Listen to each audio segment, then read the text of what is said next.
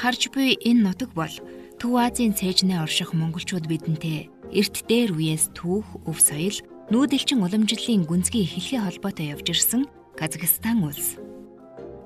Сүүлийн 100-д нүүдэлчин үндэстэн хөгжлөөрөө цойлж гарсан нь бараг үгүй.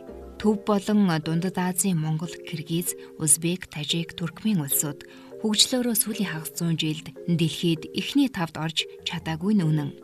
Гэхдээ нүүдэлчдийн нэг Славян болон исламын соёлыг хослуулан оршдог Казахстан улс сүүлийн 30-аад жилд маш хурдцтай хөгжиж, эдийн засгийн чадвараар 48 дугаар байрт орж байна.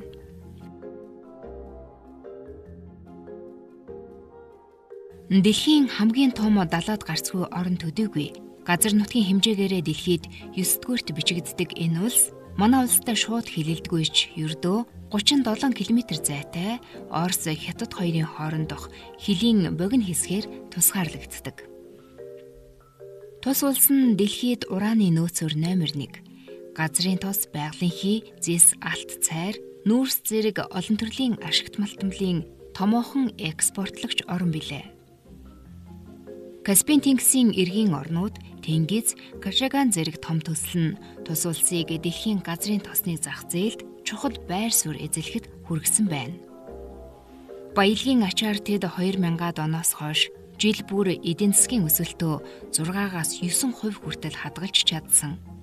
Казахстан улс нь Арабын нэгдсэн Эмират улс шиг байгалийн баялаг бол шавхагдж дуустдаг. Дан ганц баялагт найдахгүйгээр эдийн засгаа төрөлжүүлж, хүний хөгжил боловсрал зэрэг бусад урт хугацааны тогтвортой хөгжлийг бий болгох ёстойг эрт ухаарсан байдаг. Өөрөөр хэлбэл нөөц бол дуустдаг, харин мэдлэг бүтээн байгуулалт үлддэг хэмээх философиг баримталдаг болсон юм. 2024 оны байдлаар Казахстаны дотоодын нийт бүтээгдэхүүн 260 тэрбум доллар бөгөөд нэг хүнд ногдох дотоодын нийт бүтээгдэхүүн 14 мянган доллар байна. Сүүлийн жилүүдэд Казахстаны эдийн засаг 3-аас 5% орчим өсөлттэй байгаа бөгөөд уулуурхай, газрын тос, хөдөө аж ахуй, аж үйлдвэр, тээвэр ложистик, санхүүгийн үйлчилгээ гол үүрэг гүйцэтгэж байна. Энэ бол 1991 онд Монголдо бараг 1 гараанаас эхэлсэн Казахстан улсын хөгжлийн загвар буюу хөршээлийн хөгжлийн түүх.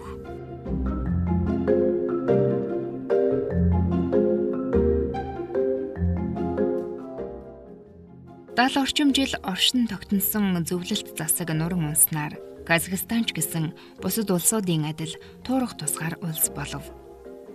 Ингээд шинэ улс байгалийн баялагтайч дэд бүтэц сул, эдийн засаг нь маш хүнд байлаа. Яг л Монголдо өрсөлдөхүйц хэмжээнд байсан юм. Чухам энэ эгзэгтэй үед Нурсултан Назарбаев хэмээх удирдагч гарч, ерөнхийлөгчийн тогтолцоотой бүгд найрамдах улс болж, хонглын үзүүрт гэрэл асаахаар хөгжлийн өөд мацаж эхэлсэн байдаг. Хамгийн түрүүнд гадаадын хөрөнгө оруулалтыг татаж, ялангуяа Америкийн нэгдсэн улс, Хятад, Нидерланд, Британи, Орос зэрэг улстай эдийн засгийн салбарт нэгтрэн хамтарч ажиллав. Үүний хажуугаар аж үйлдвэр, жижиг дунд үйлдвэр, хувийн секторыг хөгжүүлснээр машины үйлдвэр, төмөрлөг, өнгөт төмөрлөгийн үйлдвэр, хөнгөн хүнсний үйлдвэр, химийн үйлдвэр, шатхууны үйлдвэр ихэд хөгжсөн байдаг. Бүр 2010 оноос эхлэн үйлдвэржилтийн хөтөлбөр хэрэгжүүлж, аж үйлдвэр, хүнд үйлдвэрлэл, машин өгсрэлт, металл боловсруулах салбарыг хөгжүүлжээ. Нүүрлижол хэмээх үндэсний дэд бүтцийн хөтөлбөрөөр зам, төмөр зам, эрчим хүч, ложистик зэрэгт тэрбумаар хөрөнгө оруулсан байдаг. Өдгөө жижиг дунд үйлдвэрлэлд 1.6 сая хүн ажиллаж байна. Тэд байгалийн баялгаа эдийн засгийн эргэлтэнд оруулж чадсан юм.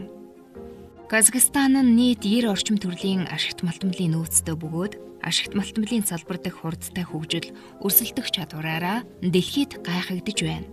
Тус улсын экспортын гол бүтээгдэхүүн нь нүүрс, байгалийн хий, газрын тос, төмөр, уран. Нийтдээ 8.7 тэрлион долларын байгалийн баялагын нөөцтэй баялгаа эдийн засгийн эргэлтэнд маш сайн оруулж чадсан туршлагатай. Үүнээс нефт байгалийн хийгээрээ үлэмж их нөөцтэй бөгөөд 40 тэрбум долларын гадаадын хөрөнгө оруулалт татаж, нийт үйлдвэрлэлийн 57%-ийг нефт, хийм бүтээгдэхүүн эзэлж байна. Тус улсад нефт боловсруулах 3 үйлдвэр ажилладаг байна. Мөн уран, хром, туглаг, цинк, марганцын асар их нөөцтэй.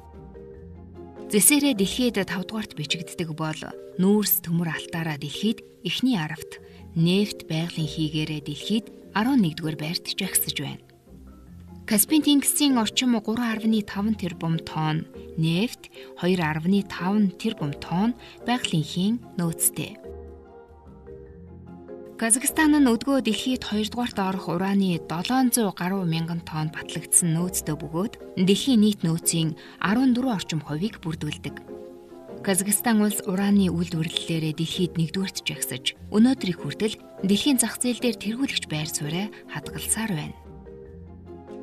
1950 оноос хойш зөвлөлт холбоот улсын ураны олборлолтоос эхлээд цөмийн зэвсгийн туршилтын талбар болж дэлхийн номер 1 олборлагч болсон гэх мэт уналт өсөлтөөр дүүрэн Адраматай түүхтэй. 1991 онд зөвлөлт холбоот улс задарч нүд ирмэх зуур дэлхийн 4 дахь хамгийн том цөмийн зэвсэгтэй улс болсон Казахстаны эрх баригчид тэр даруй зэвсгээсээ татгалзнаар алстаа олон улстай цөмийн аюулгүй байдлаа хангаж ураны олборлолтоо хөгжүүлэх суурь бат бөх зутгсан юм. Ураны салбарт Япон, Хятад, Канада, Францын хөрөнгө оруулалтыг татах замаар их гүрнүүдийн тэнцвэрийг хангаж 1998-аас 2009 онд олон талд оролцоо хөрөнгө оруулалт, технологи оруулж ирэх бодлогыг хэрэгжүүлсэн юм. Өдгөө Казахстан нь уран олборлолтын байгаль орчин дээлтэй, хямд өртөгтэй арга гэгдэх гүний цооног ухах аргаар явуулдаг.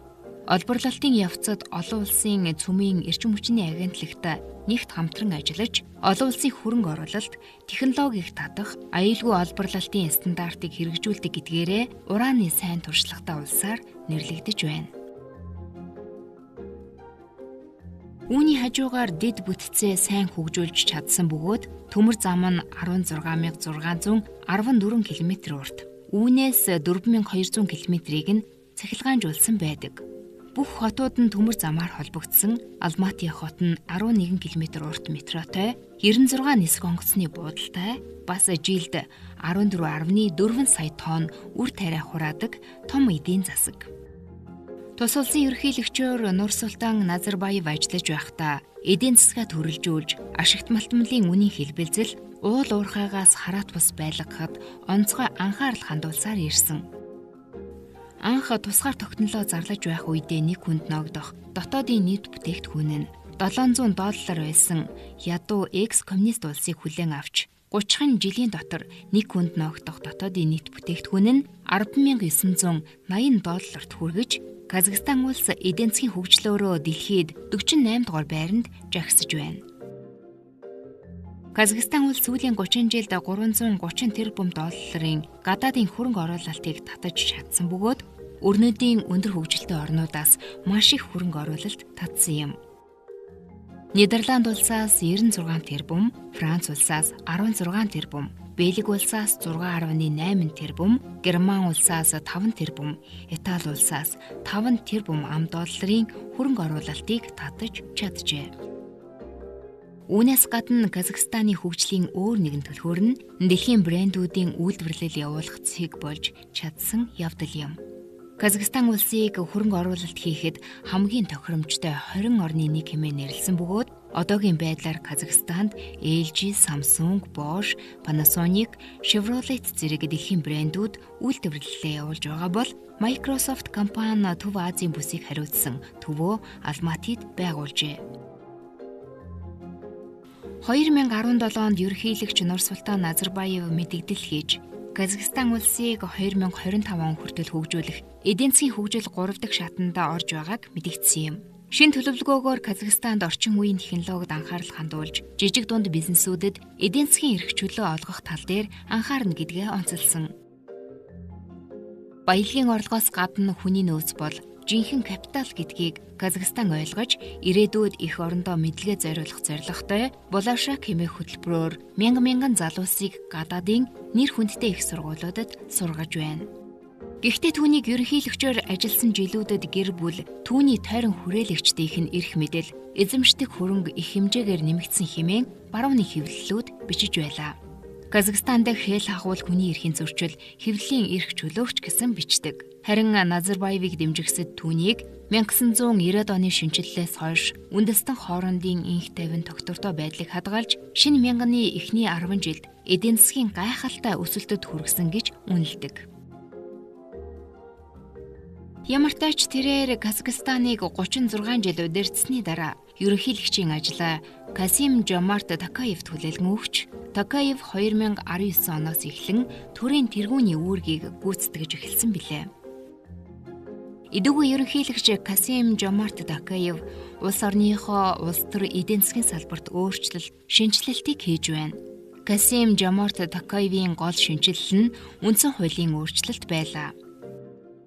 Казахстан улс 2022 онд бүх ард түмний санал асуулгаар үндсэн хуулиа өөрчилсөн бөгөөд ерөнхийлөгчийн сонгуулийн холимог тогтолцоонд шилжээж улс төрийн намуудыг бүртгэх журмыг хэлбэрчлэх, хэвлэл мэдээллийн өрсөлдөх чадварыг нэмэгдүүлэх зэрэг томоохон өөрчлөлтүүдийг үндсэн хуультай тусгажээ.